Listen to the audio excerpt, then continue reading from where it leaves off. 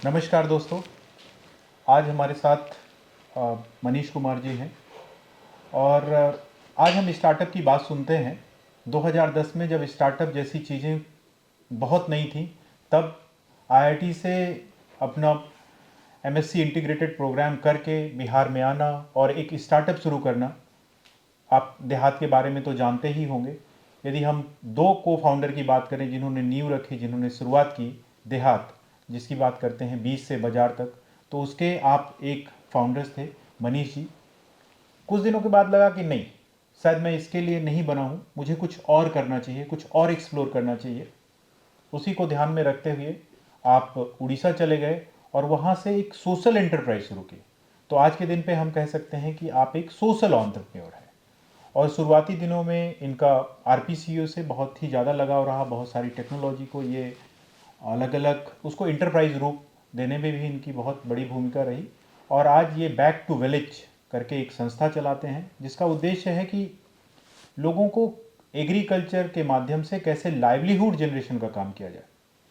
जिनकी आय बहुत कम है, जो ग्रास रूट्स पीपुल हैं, उनको हम लोग कैसे एग्रीकल्चर के डिफरेंट जो आयाम हैं एग्रीकल्चर एलाइड सेक्टर से, उनको कैसे हम लोग एक जो इनकम जनरेशन का काम है उसको पूरा कर सकें। दूसरी दिक्कत है कि कई हमारे जैसे बिहार के बहुत सारे डिस्ट्रिक्ट क्लाइमेट चेंज की वजह से वनरेबल हैं। वैसे उड़ीसा है, वहाँ पे भी ये समस्याएं हैं। तो वैसे डिस्ट्रिक्ट्स में जहाँ पे बाढ़ सुखाड़ जैसी परिस्थितियाँ होती हैं, तो क्लाइमेट रेजिलिएंट जो एग्रीकल्चरल टेक्नोलॉजीज़ हैं उनको कैसे गांव तक पहुँचाए, उसको इनको लगता है कि ये एक बहुत बड़ी समस्या है। और इसको एक हम ये कह सकते हैं कि एक सोसाइटी की एक प्रॉब्लम है, उसको सॉल्व करने का एक ध्येय लेकर के आप काम कर रहे हैं। तो आज हमारे स्टूडियो में आप आए हैं, बहुत बहुत स्वागत है आपका। धन्यवाद रामजत जी। और सबसे पहले यहीं से शुरुआत करते हैं। 2010 वो समय जब अब आईआईटी से आप लोग ये सोचा कि नहीं अब भाई नौकरी नहीं करनी है, कुछ जाके बिहार में करना है और अपने बिहार में करना है, बिहार को बदलना है। तो उस समय क्या स्ट्रगल्स थे और क्या सोच करके आप आए थे? जो बिहार वापस आने की बात थी वो तो जैसा आपने कहा कि वो उद्देश्य उस समय भी था और आज भी है कि ये जो पलायन है, पलायन भी डिस्ट्रेस माइग्रेशन जिसको बोलते हैं, जो विवशता में लोग बाहर जा रहे हैं 8,000 10,000 की नौकरी करने के लिए, उनको गांव में कैसे रोका जाए, ये एक उद्देश्य था, एक सोच थी। और ये एक था कि उसी गांव से वैशाली के रहने वाले हैं हम, वैशाली से निकल के ईश्वर की कृपा थी या ऐसे घर में जन्म लिया कि कुछ सुविधाएं मिली और वहाँ से आईआईटी तक का सफ़र तय किया। तो लगा कि शायद जीवन का कुछ और अर्थ है, इसको एक सामान्य सी नौकरी करके नहीं व्यर्थ किया जाए और जिस समाज से आए हैं, कुछ सौभाग्य के कारण यहाँ तक पहुँचे, उस समाज को वापस कुछ दिया जाए। तो यही सोच के साथ आए थे। और जैसा आपने कहा 2010 में एंटरप्रेन्योरशिप, मतलब हम लोग चूँकि बिहार से आए हैं, 12th तक की पढ़ाई यहीं हुई थी हिंदी मीडियम से, तो एंटरप्रेन्योरशिप वर्ड तो खड़गपुर से निकलने के बाद हमको याद है कि मेरा एक मित्र था, उसने इसका प्रोनाउंसिएशन बताया था, नहीं तो हम लोग इंटरप्रेन्योरशिप कुछ कुछ बोलते थे। एंड स्पेलिंग हमने रटा, जब कॉन्फ्रेंस में जाने लगे तो ला यार स्पेलिंग लिखना पड़ता है। तो उस जनरेशन में शुरुआत था और तब जब लोग समझते भी नहीं थे स्टार्टअप क्या है, एंटरप्रेन्योरशिप क्या है। और जो आज भी हमको लगता है सामान्य सी बात है कि अभी भी गांव में लोगों को लगता है कि अगर 10th भी पास हो गया है तो वो तो शहर ही जाना चाहिए। आप ऐसी कौन सी पढ़ाई कर रहे थे कि इतना बाहर, मतलब पिताजी बोलते थे कि बहुत बड़े कॉलेज में पढ़ रहा है और वापस गाँव आ गए हैं, तो ऐसा क्या पढ़ाई कर रहे थे। और लोगों ने बहुत सारी नेगेटिव बात की कि कुछ बचा नहीं है किसानी में, खेती में कुछ बचा नहीं है, हम लोग छोड़ जाना चाह रहे हैं, तुम क्यों आ रहे हो वापस। और यहीं पे हम लोग को, जब आप एंटरप्रेन्योर होते हैं तो आपको समस्या में ही अवसर दिखता है कि अगर प्रॉब्लम है तभी अपॉर्चुनिटी है। और हम लोग को यही लगा कि अगर सारा जो आज का युवा पीढ़ी है, अगर वो खेती छोड़ के चला जाएगा, तो खेती एक ऐसा चीज़ है जिसको बोलते हैं इनएविटेबल, मतलब आपको करना ही करना है। तो अगर ये सब लोग छोड़ के जा रहे हैं, इसका मतलब इसमें बहुत ज़्यादा अपॉर्चुनिटी हम लोग को दिखा कि कैसे इनको रोका जाए। और डिस्ट्रेस माइग्रेशन को कम करने का भी एक सबसे एक सशक्त माध्यम था ये। और काम करते करते जैसा का जो देहात बना, हमको बहुत गर्व होता है कि चकदलिया मेरा गांव है, वहाँ से शुरू की थी हमने इस पूरी कहानी को। और अभी हम लोग को काम करते करते अभी 15 साल हो गए और बैक टू विलेज की यात्रा जो है 2016 में शुरू हुई, उड़ीसा में प्रारंभ किया इसको। और जो कारण है कि खेती तो एक चीज़ है, बट जो बिहार की जो भौगोलिक स्थिति है या किसानों की जो एक खेत की जोत बोलते हैं, जो लैंड फ्रेगमेंटेशन इतनी छोटी हो चुकी है, एक तो भूमि कम है और उसमें भी वो छोटे छोटे टुकड़े हैं, तो केवल खेती पर सर्वाइवल भी मुश्किल है आज के समय में। तो हम लोग का खेती के साथ साथ कुछ और जीविकोपार्जन, लाइवलीहुड के कुछ और चीज़ों को जोड़ना चाहिए। और तब हमने खेती से संबंधित कुछ कुछ चीज़ों को जोड़ा इसमें। चाहे वो कुछ खाद बनाना हो, कुछ जैविक खाद बनाना हो या फूड प्रोसेसिंग, छोटे छोटे जो एसएचजी के ग्रुप्स होते हैं वो करते हो। और इसी क्रम में हम लोग पिछले 4-5 वर्षों में हैंडीक्राफ्ट और ग्रामीण पर्यटन, ये दो चीज़ ऐसे निकल के हैं। जो ग्रामीण पर्यटन तो ऐसा है जो बिहार के लिए इससे उपयुक्त कुछ हो नहीं सकता है। हमारी धरोहर इतनी अच्छी है, हमारा हेरिटेज इतना अच्छा है। तो ये यात्रा रही अभी तक की, और हमने वो दौर देखा है जब मजाक में था, लेकिन आज के समय भी आप देखेंगे कि कोई भी व्यक्ति अपनी बेटी की या अपनी बहन की शादी किसी किसान से नहीं करना चाहता है। अभी भी वो समाज में टैबू है। हम लोग जब स्टार्टअप शुरू किया तो लोग को लगता था ये तो कर क्या रहे हो, अपना कंपनी चलाना क्या होता है, और दूसरा कि खेती में क्या हो सकता है, मतलब खेती में क्या कर रहे हो। और उस समय की अलग अलग समस्याएं थी अपनी, कि हमारे जो बाद में जो ग्रुप में लोग जुड़े तो उनकी शादियों में, मतलब उनके शादी में मुश्किल हुआ था कि अच्छा लड़का इतना पढ़ाई करके पटना में क्या कर रहा है, बिहार में क्या कर रहा है। तो हमने ऐसा भी किया था कि लोगों की ज्वाइनिंग, हमने अपना ऑफिस गुड़गांव किया था और लोगों की ज्वाइनिंग हम गुड़गांव में देते थे और बोलते थे ये प्रोजेक्ट साइट पे है अभी 2 साल के लिए बिहार में। तो ये एक दौर था। अच्छा लग रहा है कि आज 15 साल के बाद इतना अवसर है, इतना कुछ बिहार में भी बदला है और इसमें काफ़ी युवा भी आगे आ रहे हैं। जी, जब हम 2010 की बात करें, जब आपने यहाँ शुरुआत की थी, तो पहले भी आपसे हमारा बहुत ही लगाव रहा है। तो आरपीसीयू में किस तरह आप कनेक्टेड थे? आरपीसीयू से कौन सी चीज़ें थी जिनको आप लेकर के गांव तक गए? कैसे आरपीसीयू का आपका एक एसोसिएशन रहा, उसके बारे में यदि आप कुछ कहना चाहें। आरपीसीएयू तो खैर नाम बाद में पड़ा है, जो हम लोग जानते थे पूसा यूनिवर्सिटी ही जानते थे, राजेंद्र प्रसाद एग्रीकल्चर यूनिवर्सिटी। और स्वाभाविक सी बात थी कि खेती में कुछ करना है, बिहार में आके करना है, तो और कोई विकल्प था नहीं। और हमने उत्तर बिहार से शुरू किया था, तो पूसा ही था हमारे पास, कुछ भी करना था, चूँकि हमारा कोई बैकग्राउंड खेती का था ही नहीं, तो कुछ भी जानना था। और हमको अभी तक याद है वो एक जो नॉस्टैल्जिया बोलते हैं कि यही पूसा, यही ढोली और यही आना जाना। हम स्पेशली जब उस दिन में जिन लोगों ने भी हमको सहयोग किया, हमको कल ही पता चला कि डॉक्टर ब्रजेश शाही नहीं रहे, अभी 4 साल हो गए। हमको बहुत बुरा भी लगा कि हमको पता भी नहीं चल पाया।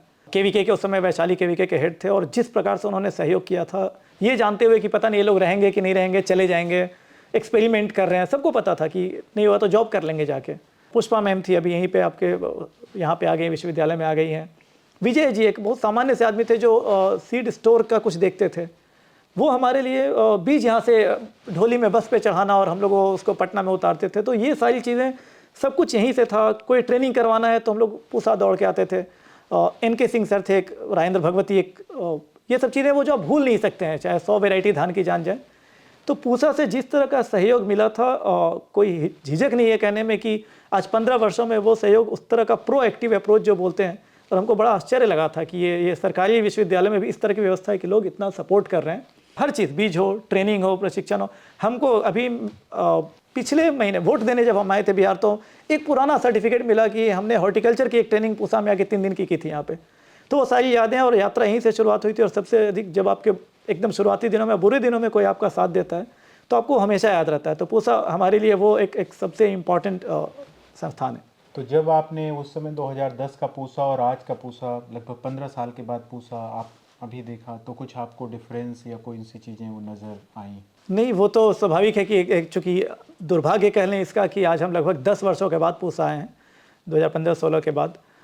लेकिन वो 5-6 वर्षों में जो पूसा देखा था, बहुत ही ज़्यादा एक तरह से जो बोल सकते हैं आपकी एकदम ज़मीन आसमान जैसा बहुत ही अंतर दिखा। जो एक चीज़ें जो अभी आपका ये स्टूडियो ही देख के हमको बहुत आश्चर्य हो रहा है कि जो एक अच्छे खासे न्यूज़ चैनल के रूम में जिस तरह का सेटअप होता है, हर कुछ। हमारे एक मित्र है, काफ़ी बड़ा न्यूज़ चैनल है उनका, उड़ीसा का सबसे बड़ा न्यूज़ चैनल है, वो सेटअप हमने देखा हुआ है। और वैसा ही आप, मतलब ये टीम जो प्रोफेशनल है, प्लस जो कैंपस अभी देख रहे हैं, एक आपको होता है कि जो होता है कि किसी भी चीज़ का कैसा इंस्टीट्यूट है, यूनिवर्सिटी, आप कोई एक चीज़ देख लेंगे तो समझ में आ जाएगा। तो कल रात से यहाँ रुके हुए गेस्ट रूम में, जिस तरह का मेंटेनेंस है कैंपस का, जो बच्चों से मिले, बच्चों को जो इंस्पिरेशन लगा या जो डायनेमिज्म लगा, अच्छा लगा कि देश के लगभग, हम अभी जो बात किए उस 50 बच्चों में लगभग देश के 12-13 राज्यों से बच्चे आए हुए हैं। एंड देख के बात करके लगा कि किसी को ऐसा नहीं लग रहा कि वो बिहार में आए हुए हैं, जो एक बिहार का एक प्रोटोटाइप है। कल भी हम फ्लाइट में आ रहे थे तो यही बात हो रही थी, लोगों ने बहुत प्रोटोटाइप बना के रखा है। उस प्रोटोटाइप को तोड़ने में, बिहार के उस इमेज को तोड़ने में अभी का जो आरपीसीएयू है, ये बहुत बड़ा रोल निभा रहा है। और ये सब चीज़ें जो है, आपने कहा भी है, पता नहीं कैसे हम थोड़ा मिस किए हैं कि आपने इसकी मार्केटिंग भी की है। बहुत आवश्यकता है कि इतना सारा कुछ हो रहा है, इसको बाहर तक ले जाया जाए, मीडिया में भी इसको प्रचारित किया जाए, अधिक से अधिक बच्चे बाहर के आएँ और हमारे ये जो यूनिवर्सिटी है इसका भी नाम बाहर तक जाए। Thank you so much. देखिए, स्टार्टअप की मैं बात करूं तो बिहार में स्टार्टअप शुरू करने वाले आप ही लोग थे। पहले बात होती थी कि अरे स्टार्टअप जैसी चीज़ें, एंटरप्रेन्योरशिप की बात करें तो आप लोग ही पायनियर हैं बिहार में। जब भी इतिहास के पन्ने खोले जाएंगे तो आप ही मिलेंगे वहाँ पर। तो अभी स्टार्टअप का बहुत अच्छा इकोसिस्टम बिहार में डेवलप हुआ है और बिहार सरकार भी बहुत ज़्यादा इसमें फोकस कर रही है। एक हमारा बहुत ज़्यादा इस पर कहें कि बहुत ज़्यादा फोकस है। तो जो यंग बच्चे, जो ग्रेजुएट बच्चे जो स्टार्टअप शुरू करना चाहते हैं और एग्रीकल्चर के सेक्टर में शुरू करना चाहते हैं, उनके लिए आप क्या टिप्स देना चाहेंगे? असीमित संभावनाएं हैं, अनलिमिटेड पॉसिबिलिटीज़ जिसको बोलते हैं, कृषि में हैं। जीडीपी में भले ही हमारा कंट्रीब्यूशन 15% का हो, लेकिन ये भी सच है कि लगभग देश की 50% आबादी इस पर निर्भर है। तो जिसको बोलते हैं कि low value high volume game है ये, कि भले ही पर ट्रांजैक्शन का आपका जो वैल्यू है वो कम होगा, लेकिन इतने ज़्यादा लोग इसमें आ सकते हैं। तो हम तो सब लोगों से बोलते हैं कि अभी जो बात हो रही थी कि आपने इतना हाईटेक बनाया हुआ स्टूडियो, इतनी सारी चीज़ें आप कर रहे हैं, इतने सारे वीडियोस आपने बताया कि एक साल में 180 वीडियो, औसतन हर 2 दिन पे एक वीडियो बनाना हम लोग करते हैं। कि एक छोटा सा किसानों की ट्रेनिंग करनी होती है, जो परिश्रम होता है समझ में आता है, तो इसके पीछे कितना एफर्ट लगता होगा।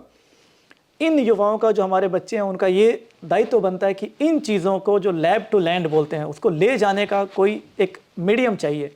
आप यहाँ पे बना रहे हैं, आपने अपना दायित्व पूरा किया है, लेकिन किसानों तक वो पहुँचने में हमने देखा है 10 साल, 15 साल, 20 साल लग जाते हैं जो कोई नई पद्धति आती है।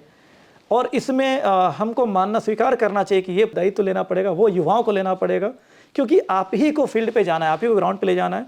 अगर सभी लोग दिल्ली, गुड़गांव, बैंगलोर में बैठ के सोचेंगे कि देश की कृषि अच्छी हो जाएगी, देश का गांव अच्छा हो जाएगा, असंभव है।